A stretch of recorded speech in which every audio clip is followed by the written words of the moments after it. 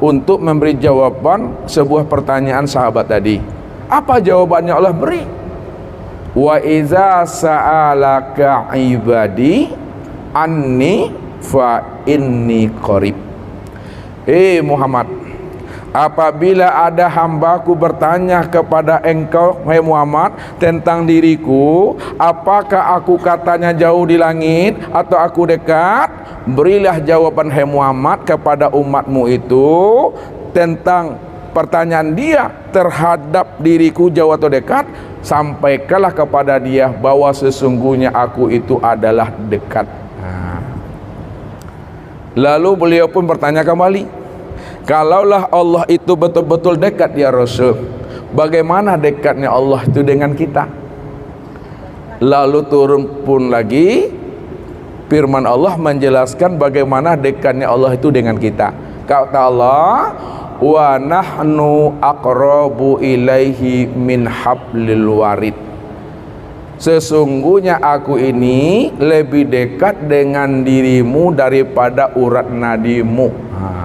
Allah itu lebih dekat, lebih dekat daripada urat nadi itu. Kalaulah mata hitam dengan mata putih yang ada pada mata kita ini dekat menurut ibu-ibu, maka Allah itu lebih dekat lagi dengan diri ibu-ibu daripada dekatnya mata hitam dengan mata putih ini.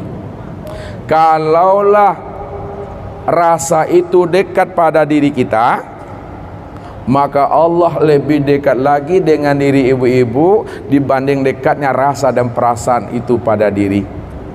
Kalaulah hidup itu dekat pada diri kita, maka Allah lebih dekat lagi dengan diri ibu daripada dekatnya hidup itu pada diri kita.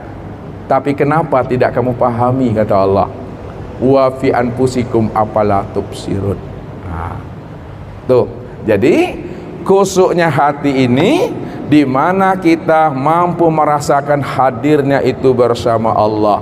Inilah yang dikatakan oleh Rasul, fa in lam takun tarahu fa innahu yaraka. Maka jika kamu belum mampu menyaksikan Allah, maka rasakan di dalam hatimu, hidupkan rasa ruhanimu bahwa Allah sedang melihat dan memperhatikan dirimu pada waktu kamu mendirikan ibadah solat. Ini hadir tuh. Barulah solat yang kita lakukan itu baru terasa nikmat dia. Kalau sudah hadir hati bersama Allah, nyaman itu ibu-ibu. Solatnya itu nikmat karena diperhatikan, diawasi.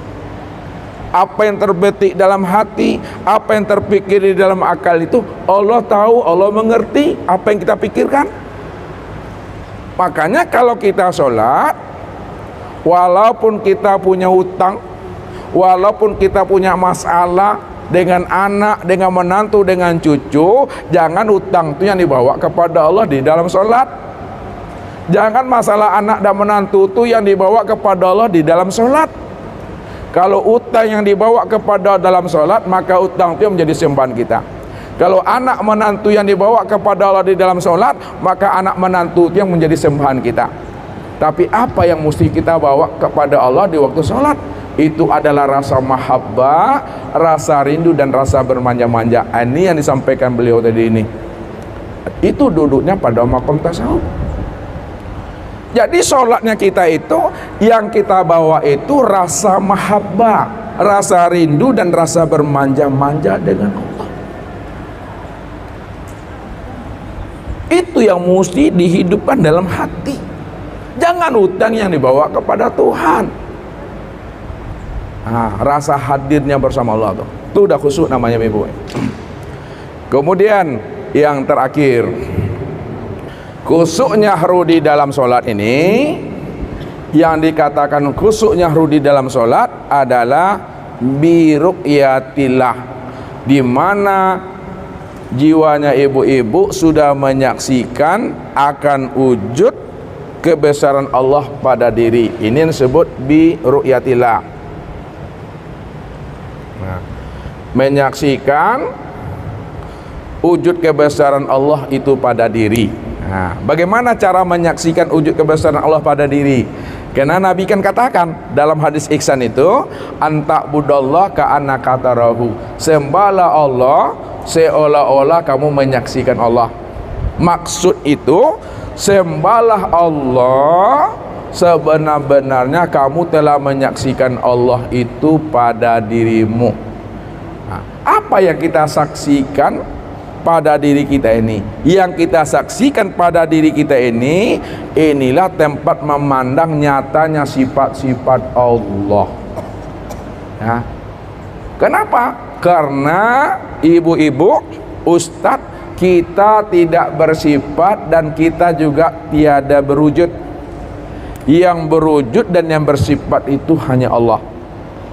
Kalau kita dikatakan kita berwujud dan bersifat, wujud dan sifat kita itu di hadapan Allah, la haula wala quwata illa billah.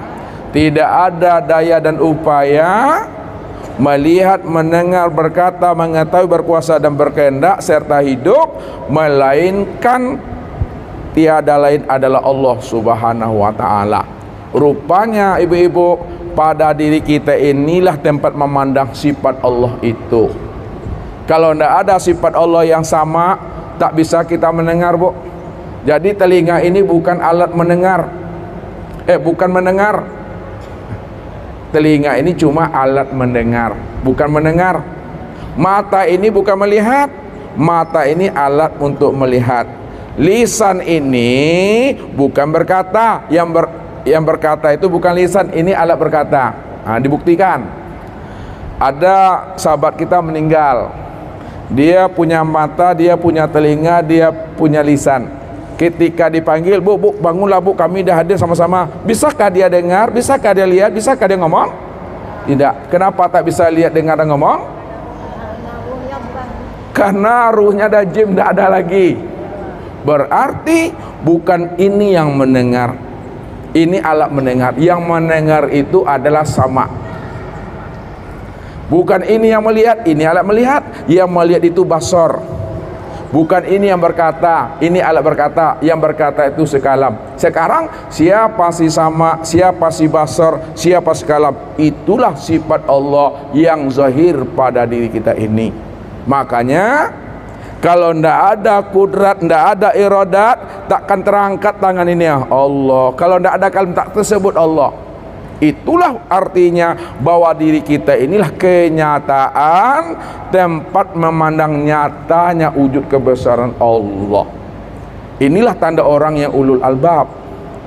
Orang yang ulul albab adalah orang yang mampu memikirkan tanda-tanda kebesaran Allah pada langit dan bumi dan pada dirinya itu. Itu yang ulul albab itu.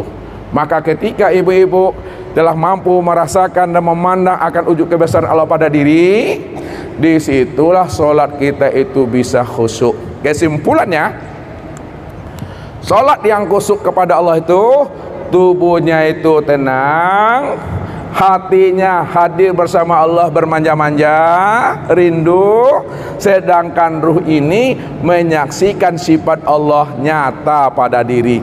Itulah sebenarnya solat yang khusyuk itu. Inilah, buka nanti surah Al-Hijr ayat 99 kalau tak salah benar tuh. Wa'bud rabbaka hatta ya'tiyakal yakin.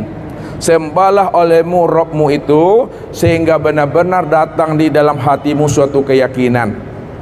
Jadi beribadah kepada Allah itu yakin. Kalaulah beribadah kepada Allah itu yakin, mana yang dikatakan yakin? Yang dikatakan yakin adalah al-imanu kullu, adalah iman yang sempurna.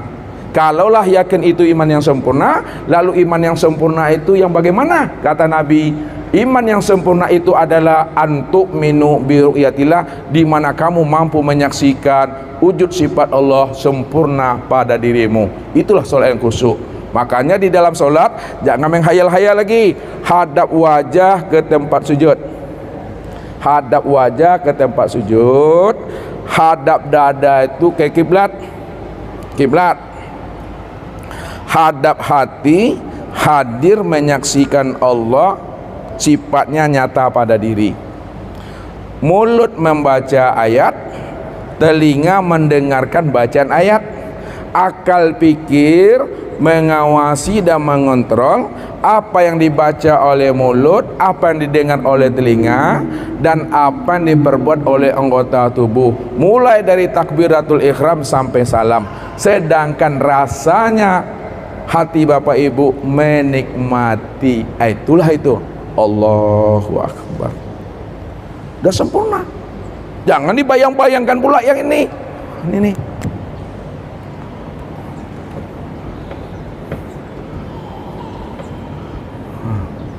Kalau ini yang kita bayang-bayangkan, ini berbahaya. Ini apa namanya nih? Ini tulisan Allah nih Ibu, lafaz Allah nih. Jangan ini dibayangkan, ya. Kalau ini yang dibayangkan, sama kita menjadikan tulisan Allah itu menjadi berhala dalam hati dan pikiran kita. Itu saja, mari sama-sama kita berdoa kepada Allah. Al-Fatihah. A'udzubillahi minasyaitonir rajim. Bismillah. Siratal ladzina an'amta 'alaihim ghairil maghdubi 'alaihim waladdallin. Na'udzubillahi minasyaitonir rajim. Bismillahirrahmanirrahim. Alhamdulillahirabbil alamin. Wassalatu wassalamu ala asyrafil anbiya'i wal mursalin wa ala alihi wa sahbihi rasulillahi ajma'in.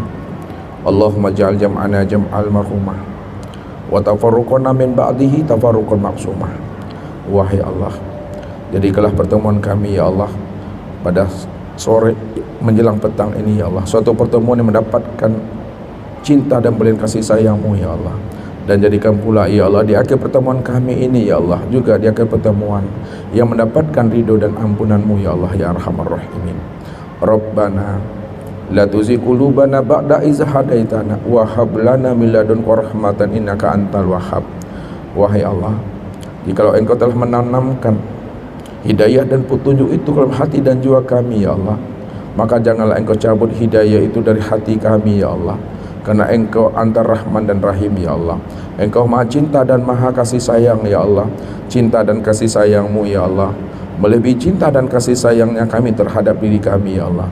Jikalaulah ayah bunda kami sayang dan cinta kepada kami ya Allah, maka cinta dan kasih sayang-Mu ya Allah melebihi cinta dan kasih sayangnya ayah bunda kami terhadap diri kami ya Allah. Oleh karena itu ya Allah, hidupkan dan tumbuh suburkanlah rasa mahabbah, rindu dan bermanja-manja itu dalam hati dan jiwa kami ya Allah, sehingga hati ini ya Allah mampu merasakan akan kehadiran dan kedekatan diri-Mu ya Allah yang telah nyata dan wujud pada diri ini ya Allah ya Arhamar Rahimin.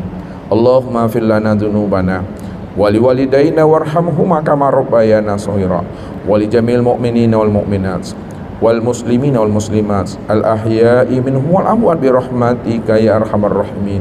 Wahai Allah, ampunilah dosa kami dan dosa ayah bunda kami ya Allah, dosa orang-orang yang kami cintai dan kami kasihi ya Allah.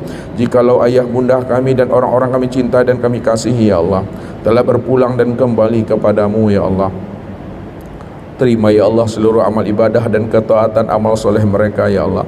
Tempatkan mereka sebaik-baiknya ya Allah di dalam kandungan Rahman dan Rahim-Mu ya Allah ya Arhamar Rahimin. Jikalau ayah bunda kami dan orang-orang yang kami cintai dan kami kasihi ya Allah tidak lagi bersama kami ya Allah, bersama kami ya Allah, maka bimbing dan tuntun mereka ya Allah. Jadikanlah lisan mereka lisan yang senantiasa berzikir dan ingat akan diri-Mu ya Allah. Jadikan hati mereka ya Allah hati yang pandai bersyukur atas nikmat yang Engkau titipkan kepada mereka ya Allah. Jadikan ya Allah ruhani mereka ya Allah, ruhani yang senantiasa bermusyahadah dengan diri-Mu ya Allah. Mudah-mudahan di akhir kesudahan hidup mereka tetap di dalam kalimat la ilaha illallah Muhammad Rasulullah. Allahumma faqihna fid din wa 'allimna at-taqwil wa ja'alna minar rasyidin. Wahai Allah, berikan kami kemudahan dalam memahami agama kami ya Allah, dan jadikanlah kami orang-orang yang senantiasa mendapat hidayah dan petunjuk ya Allah, sehingga kami mampu memahami akan rasa ini hidup selalu bersama-Mu ya Allah ya Arhamar Rahimin. Oleh karena itu ya Allah ya Arhamar Rahimin, ridha ya Allah setiap penglihatan mata yang kami tatap ini ya Allah, ridha ya Allah setiap pendengaran telinga yang kami dengar ini ya Allah, ridha ya Allah setiap tutur kata yang terlontar daripada lisan kami ini ya Allah. Ridhai ya Allah setiap lintasan hati yang terbetik daripada qalbi kami ini ya Allah. Ridhai ya Allah setiap perbuatan tangan dan kaki kami ya Allah dalam meraih dan melangkah untuk mendapatkan ridho dan ampunan-Mu ya Allah ya Arhamar Rahim.